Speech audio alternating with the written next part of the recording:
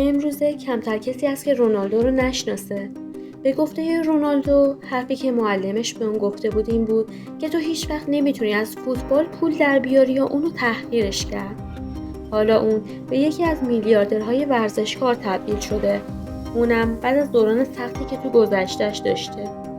تو سال 1996 رونالدو 11 سالش بود که به یک مسابقه 3 روزه تو آکادمی ورزشگاه اسپورتینگ لیسبون بود رفت.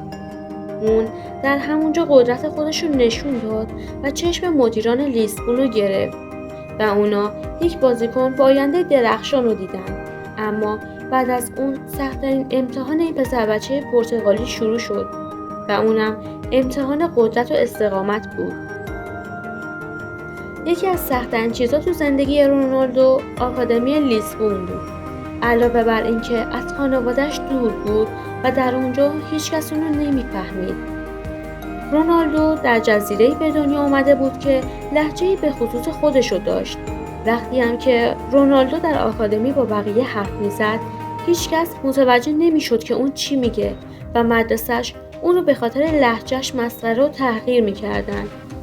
خود رونالدو گفته برام خیلی عجیب بود که هیچ کس متوجه نمیشه من چی میگم. بعضی وقتا فکر میکردم دارم به یه زبونه دیگه‌ای حرف میزنم.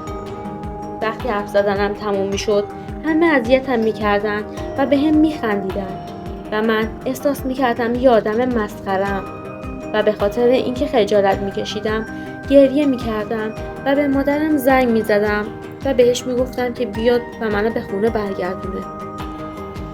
این موضوع به قدری برای رونالدو سخت بود و اذیت میشد که مربی آکادمی به مادر رونالدو زنگ میزنه و میگه بیاد تا اونو آرومش کنه.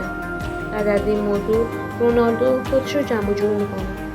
حتی اون با یکی از معلماش مشکل داشت در حدی که به سمتش صندلی پرت کرد و بهش گفته بود تو هیچ وقت نمیتونی از فوتبال پول در بیاری. اما رونالدو به جای ناامید شدن تلاشش رو بیشتر کرد تا به معلمش خلاف این قضیه رو ثابت کنه. رونالدو در جایی نوشته بود وقتی 11 سالم بود خیلی لاغر بودم و هیچ ماهیچه‌ای نداشتم. من میدونستم که خیلی بااستعدادم اما بازم تصمیم گرفتم از همه بیشتر و بهتر تمرین کنم و تصمیم گرفتم برای بهترین در جهان شدن تمرین کنم.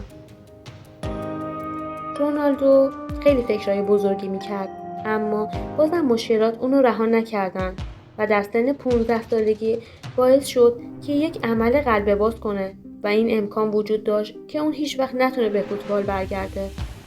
اما خوشبختانه بعد از عمل خیلی بیشتر از حد انتظار بهتر شد و تونست به راحتی به تمرین برگرده. طولی نکشید که استعداد رونالدو شروع به شکوفا شدن کرد و تبدیل به اولین بازیکن در تاریخ اسپورتینگ لیسبون شد که توی یک سال توی 5 تیم این آکادمی بازی کرده. اول تیم جوانان زیر 16 سال، بعد زیر 17 سال، بعد زیر 18 سال، بعد تیم ذخیره‌ها و بعد هم در نهایت تیم اصلی اسپورتینگ لیسبون. و بعد از بازی کردن در تیم اصلی اسپورتینگ لیسبون بود که اسم رونالدو سر زبونها افتاد و سفر حرفه‌ای اون شروع شد و تبدیل به ستاره‌ای که الان هست شد. بر اساس مجله فوربس رونالدو 650 میلیون دلار از قراردادهای فوتبالیش به دست آورده. 350 میلیون از اسپانسرها به علاوه قراردادهای مادام العمرش با شرکت نایکی که سالی 20 میلیون دلار به همراه داره. و علاوه بر همه اینا رونالدو برند CR7 خودشو داره و در کل میشه فهمید که زندگی رونالدو نمایش قشنگی از تلاش و به دست آوردن موفقیتشه.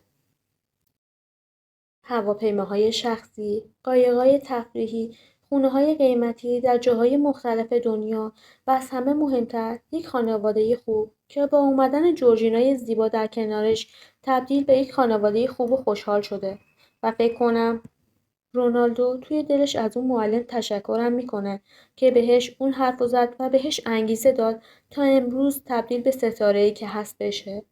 پس هر کدوم از شماها اگه هدف و انگیزه ای دارین مثل رونالدو براش تلاش کنید و مطمئن باشید که توی مسیرتون موفق میشین.